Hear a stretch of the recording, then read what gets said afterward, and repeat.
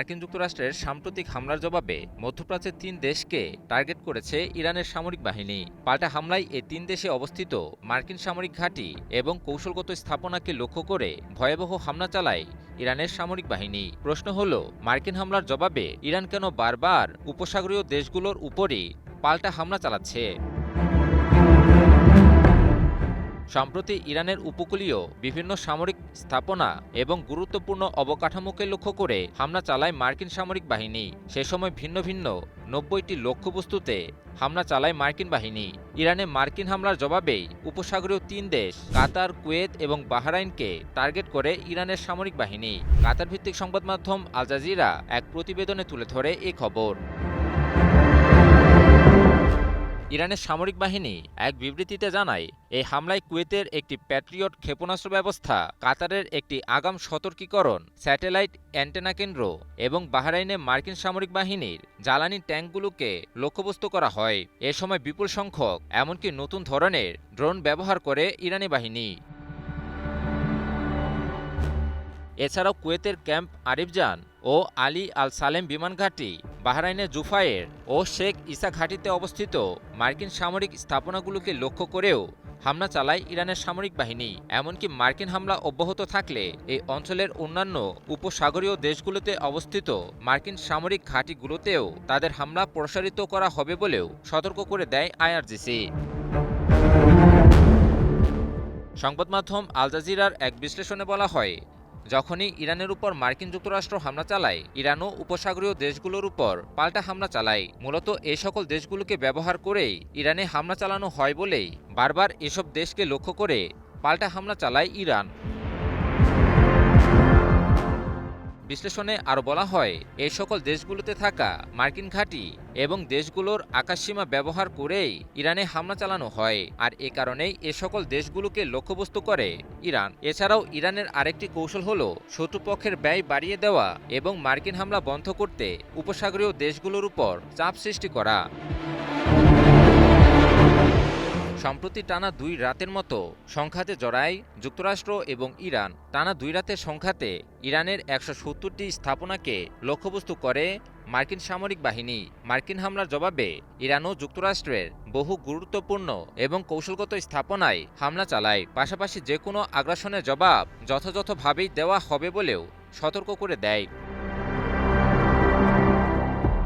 ইরানের কৌশল অনেক ক্ষেত্রে কাজে দিলেও একগুঁয়ে যুক্তরাষ্ট্রের আগ্রাসী মনোভাবের কারণে সংঘাত থামার কোনো লক্ষণ দেখা যাচ্ছে না।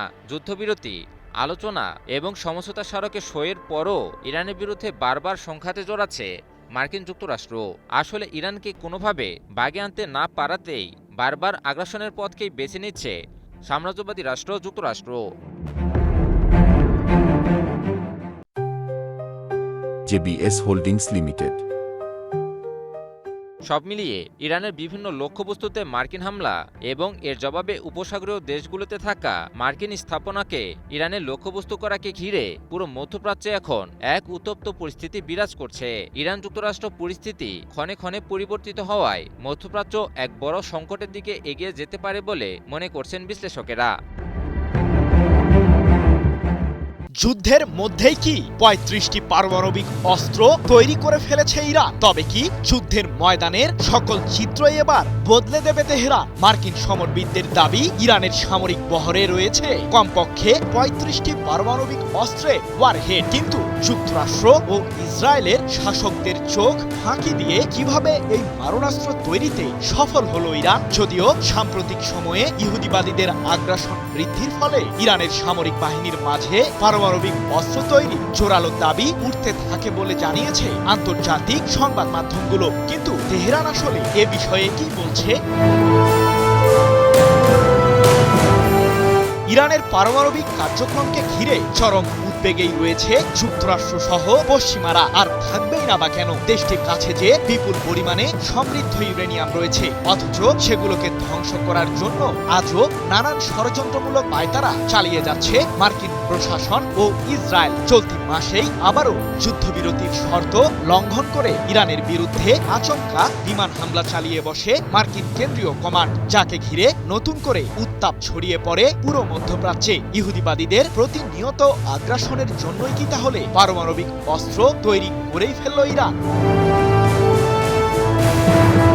ইরান ইস্যুতে যুক্তরাষ্ট্র ও ইসরায়েলের যৌথ আগ্রাসনের মধ্যেও থেমে নেই জাতিসংঘের পরমাণু পর্যবেক্ষণ সংস্থা IAEA এর তৎপরতা। ইরানের কাছে থাকা 60%-এরও বেশি মাত্রার সমৃদ্ধ ইউরেনিয়ামকে ঘিরে ধোঁয়াশায় রয়েছে সংস্থাটি, কারণ এই মুহূর্তে IAEA এর প্রতিনিধিদের ইরানের পারমাণবিক কেন্দ্রগুলোতে প্রবেশে নিষেধাজ্ঞা রয়েছে দেশটির সরকারের। এমনকি সাম্প্রতিক 40 দিনের যুদ্ধের সময়ই ইরান জুড়ে থাকা দেশটির পারমাণবিক কেন্দ্রগুলোতে দফায় দফায় হামলাও চালিয়েছিল ইহুদিবাদীরা, কিন্তু তাতেও সফলতা অর্জন করতে পারেনি যুক্তরাষ্ট্র ও ইসরায়েল।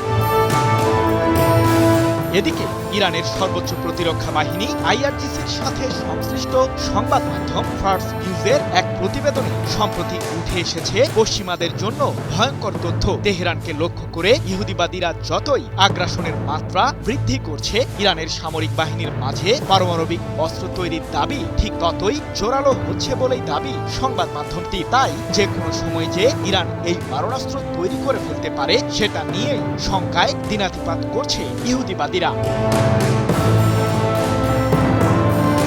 এবার মার্কিন থিঙ্ক ট্যাঙ্ক জেএনএস এর গবেষক জ্যারোয়েল রোগোভিন জানিয়েছেন আরো চাঞ্চল্যকর তথ্য। তার মতে ইরানের পারমাণবিক সক্ষমতাকে অনেক ছোটভাবেই বিবেচনা করছে পশ্চিমারা, যা অত্যন্ত ভুল ধারণা। তাই দেশটির পারমাণবিক কর্মসূচি এবং ইরানের সরকারের বিরুদ্ধে ব্যবস্থা নেওয়ার আহ্বান জানিয়ে রোগোভিন বলেছেন, উদ্বেগজনক বিষয়টি হলো ইরানের কাছে কমপক্ষে 35টি পারমাণবিক অস্ত্র রয়েছে। দেশটির কাছে থাকা 20% মাত্রার সমৃদ্ধ ইউরেনিয়ামকে ঘিরে যেন কারো কোনো মাথা ব্যথা নেই। সুতরাং যুক্তরাষ্ট্রের উচিত হবে ইরানের অভ্যন্তরে একটি বিদ্রোহ ঘটিয়ে দেশটির সরকার ব্যবস্থাকে উৎখাত করা। 10 জুলাই এক প্রতিবেদনে বিষয়টি নিশ্চিত করেছে যুক্তরাজ্য ভিত্তিক সংবাদ মাধ্যম ইরান ইন্টারন্যাশনাল। কিন্তু প্রশ্ন হলো, পশ্চিমাদের এসব দাবি কি কেবলই মিথ্যা অজুহাত, নাকি ইরান আসলেই পারমাণবিক অস্ত্র তৈরি করে ফেলেছে? সমৃদ্ধ ইউরেনিয়াম ব্যবহার করে ইরান যে আসলে বেসামরিক খাতের উন্নয়ন করছে তা বহুদিন ধরেই দাবি করে আসছে দেশটির সরকার, কিন্তু তবুও তেহরানের এসব দাবিকে মানতে নারাজ পশ্চিমারা। যদিও বিশ্লেষকদের দাবি বেসামরিক খাতের উন্নয়নের জন্য 20% অধিক মাত্রার সমৃদ্ধ ইউরেনিয়ামের কোনো প্রয়োজন নেই, আর ইরানের কাছে 60%-এরও বেশি মাত্রার সমৃদ্ধ ইউরেনিয়াম থাকায় ঠিক এ কারণেই যুক্তরাষ্ট্র সহ পশ্চিমারা নানান অজুহাত বের করছে, এমনটাই মত সমরবিদদের।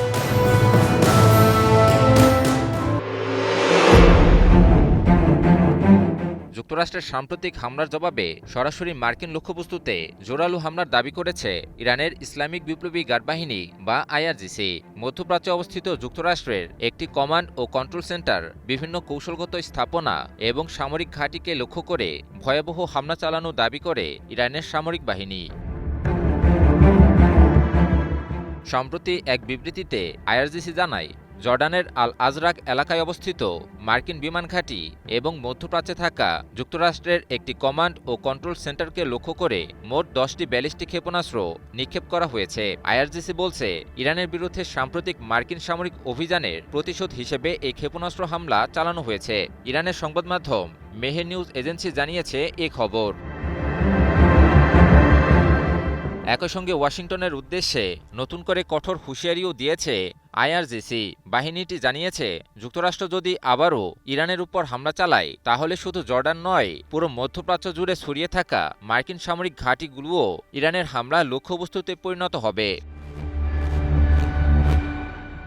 IRGC আরও দাবি করেছে, এর আগেই তারা যুক্তরাষ্ট্রকে সতর্ক করেছিল যে নতুন কোনো আগ্রাসন হলে প্রতিশোধের পরিধি আরও বিস্তৃত করা হবে। সেই সতর্কবার্তার অংশ হিসেবেই এবার জর্ডানে থাকা মার্কিন সামরিক স্থাপনাগুলোতে হামলা চালানো হয়েছে বলে উল্লেখ করা হয়। যুক্তরাষ্ট্রের কমান্ড ও কন্ট্রোল সেন্টার এবং জর্ডানের বিমান ঘাঁটি ছাড়াও মধ্যপ্রাচ্যের দেশ কাতার, কুয়েত ও বাহরাইনে অবস্থিত মার্কিন ঘাঁটিতেও ভয়াবহ হামলার কথা জানায় ইরানের সামরিক বাহিনী।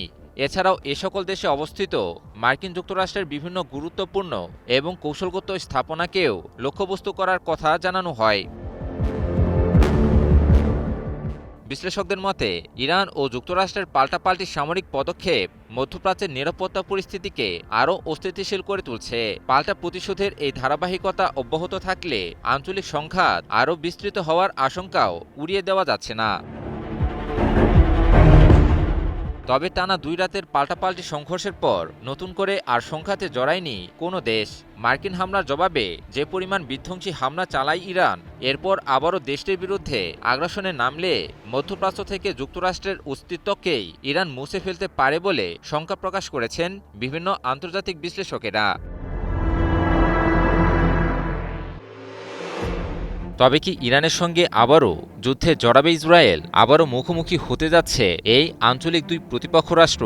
কারণ এবার সরাসরি ইরানের বিরুদ্ধে পুনরায় যুদ্ধে জড়ানোর ঘোষণা দিল জায়নবাদী রাষ্ট্র ইসরায়েল। যুদ্ধের প্রস্তুতির কথা জানিয়েছে দেশটির সামরিক বাহিনীও। তাহলে কি আবারও যুদ্ধের আগুনে জ্বলে উঠবে পুরো মধ্যপ্রাচ্য? ইসরায়েলের যুদ্ধবাজ প্রধানমন্ত্রী বেনিয়ামিন নেতানিয়াহু স্পষ্ট ভাষায় বলেছেন, ইরানের বিরুদ্ধে যুদ্ধ এখনও শেষ হয়নি। নতুন নতুন সামরিক পরিকল্পনা প্রস্তুত রয়েছে এবং প্রয়োজন হলে আবারও ইরানে অভিযান চালানো হবে। ইসরায়েলি বিমান বাহিনীর নতুন পাইলটদের স্নাতক সমাপনী অনুষ্ঠানে তিনি এই ঘোষণা দেন। নেতানিয়াহু বলেন, যুক্তরাষ্ট্রের সঙ্গে চুক্তি হোক কিংবা না হোক, ইরানকে কখনোই পারমাণবিক অস্ত্র অর্জন করতে দেওয়া হবে না। একই সঙ্গে তিনি দাবি করেন, যুক্তরাষ্ট্রের সামরিক সহযোগিতা ইসরায়েলের জন্য একটি বড় শক্তি হিসেবে কাজ করছে। একই অনুষ্ঠানে ইসরায়েলের সেনাপ্রধান ইয়াল জামিরও বলেন, ইরানের বিরুদ্ধে সামরিক অভিযান এখনও শেষ হয়নি। তার ভাষায়, নতুন নতুন পরিকল্পনা ইতিমধ্যেই প্রস্তুত রয়েছে এবং সামনে আরও বড় সামরিক অভিযান অপেক্ষা করছে। এজন্য সেনাবাহিনীকে সর্বোচ্চ প্রস্তুত থাকার নির্দেশও দেন তিনি। এদিকে ইসরায়েলের প্রতিরক্ষামন্ত্রী ইসরায়েল কাৎজও কঠোর অবস্থানের কথা জানিয়েছেন। তিনি বলেন, প্রয়োজন হলে ইরানে আবারও হামলা চালাতে ইসরায়েলি প্রতিরক্ষা বাহিনী সম্পূর্ণ প্রস্তুত। এমনকি পরিস্থিতি তৈরি হলে তৃতীয় দফায়ও সামরিক অভিযান চালানো হতে পারে বলে সতর্ক করেন তিনি। শুধু ইরান নয়, লেবানন ইস্যুতেও কঠোর অবস্থান নিয়েছেন নেতানিয়াহু। তিনি জানান, সীমান্তবর্তী জনপদগুলোর নিরাপত্তা নিশ্চিত না হওয়া পর্যন্ত দক্ষিণ লেবাননের নিরাপত্তা অঞ্চলে ইসরায়েলি বাহিনীর উপস্থিতি অব্যাহত থাকবে। এর মধ্যে মার্কিন প্রেসিডেন্ট ডোনাল্ড ট্রাম্পের সঙ্গে টেলিফোনে কথা বলেছেন নেতানিয়াহু। দুই দেশের মধ্যে চলমান সামরিক সমন্বয় বজায় রাখার বিষয়ে তারা একমত হয়েছেন বলে জানিয়েছে ইসরায়েলের প্রধানমন্ত্রীর কার্যালয়। বিশ্লেষকদের মতে, ইসরায়েলের এই নতুন যুদ্ধ ঘোষণা এবং ইরানকে ঘিরে চলমান উত্তেজনা মধ্যপ্রাচ্যের পরিস্থিতিকে আরও অস্থিতিশীল করে তুলতে পারে। ফলে যে কোনো মুহূর্তে আবারও বড় ধরনের সামরিক সংঘাত শুরু হওয়ার আশঙ্কা উড়িয়ে দেওয়া যাচ্ছে না।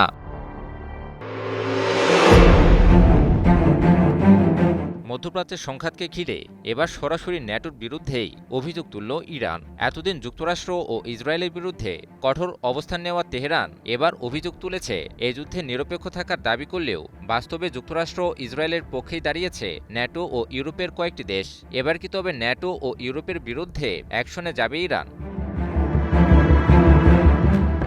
ইরানের বিরুদ্ধে মার্কিন ইসরায়েলি আগ্রাসনে ন্যাটোর ইচ্ছাকৃত সম্পৃক্ততার অভিযোগ এনে এর তীব্র নিন্দা জানিয়েছে ইরান। দেশটির পররাষ্ট্র মন্ত্রণালয়ের মুখপাত্র ইসমাইল বাঘাই অভিযোগ করেছেন, তেহরানের বিরুদ্ধে পরিচালিত হামলায় ইউরোপীয় দেশগুলো শুধু রাজনৈতিক সমর্থনই দেয়নি, বরং সামরিকভাবেও সহযোগিতা করেছে। সামাজিক যোগাযোগ মাধ্যম এক্সে দেওয়া এক বার্তায় বাঘাই বলেন, ইরানের বিরুদ্ধে মার্কিন ইসরায়েলি আগ্রাসনে ইউরোপের ইচ্ছাকৃত সম্পৃক্ততার বিষয়ে ন্যাটো মহাসচিব মার্ক রুটের বারবার স্বীকারোক্তি প্রমাণ করে এই যুদ্ধে তারা কখনোই নিরপেক্ষ ছিল না। তিনি আরও বলেন, যারা এই আগ্রাসন সম্ভব করে তুলতে নিজেদের ভূখণ্ড, সামরিক ঘাঁটি এবং অবকাঠামো ব্যবহারের সুযোগ দিয়েছে, তারা এই বিনা উস্কানির হামলা এবং এর ভয়াবহ পরিণতির দায় কোনোভাবেই এড়াতে পারে না। কাতার ভিত্তিক সংবাদ মাধ্যম আল জাজিরা এক প্রতিবেদনে তুলে ধরে এ খবর। মূলত ন্যাটো মহাসচিব মার্ক রুটের সাম্প্রতিক বক্তব্যকে কেন্দ্র করেই ইরানের এমন কড়া প্রতিক্রিয়া। বুধবার তিনি ইরানের উপর যুক্তরাষ্ট্রের সর্বশেষ হামলাকে অতীব জরুরি বলে মন্তব্য করেন। এছাড়াও যুক্তরাষ্ট্রের সাথে মিলে ইরানের বিরুদ্ধে নতুন করে যুদ্ধে জড়ানোর পরিকল্পনা সামনে আসার পরই ন্যাটোর ভূমিকা নিয়ে সরব হয়ে ওঠে তেহরান। এর আগেও রুটে জানিয়েছিলেন যুদ্ধ চলাকালে ন্যাটোভুক্ত দেশগুলো যুক্তরাষ্ট্রকে ব্যাপক রসদ সহায়তা দিয়েছিল।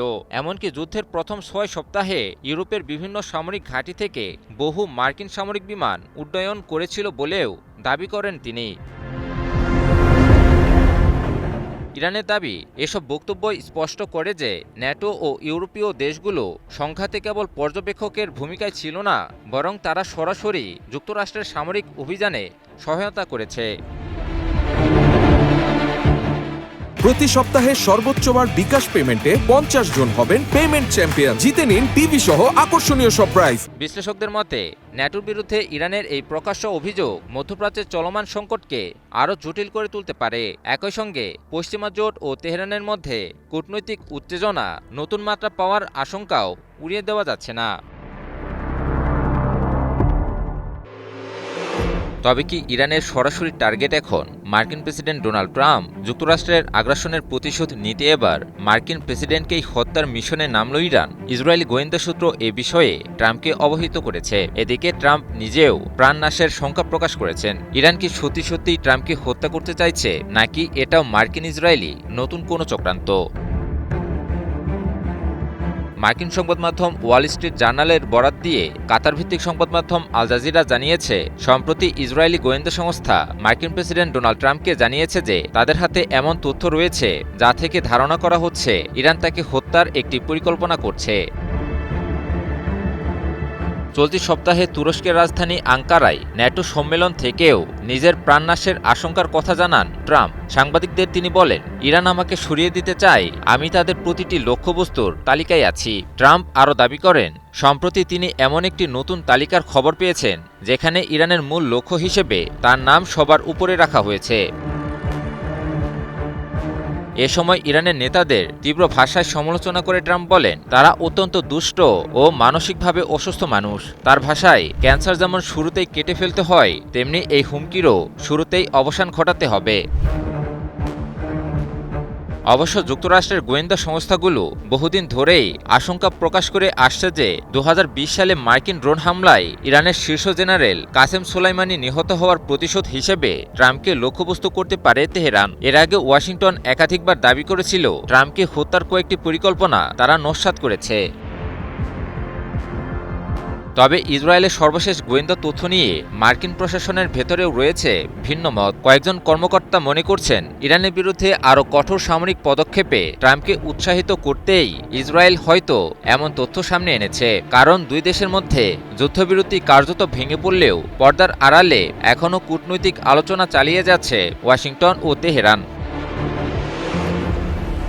এদিকে ইরানের প্রয়াত সাবেক সর্বোচ্চ ধর্মীয় নেতা আয়াতুল্লাহ আলী খামেনির জানাজায় অংশ নেওয়া জনতার একটি অংশ ট্রাম্প বিরোধী স্লোগান দেয় এবং তার মৃত্যু কামনা করে।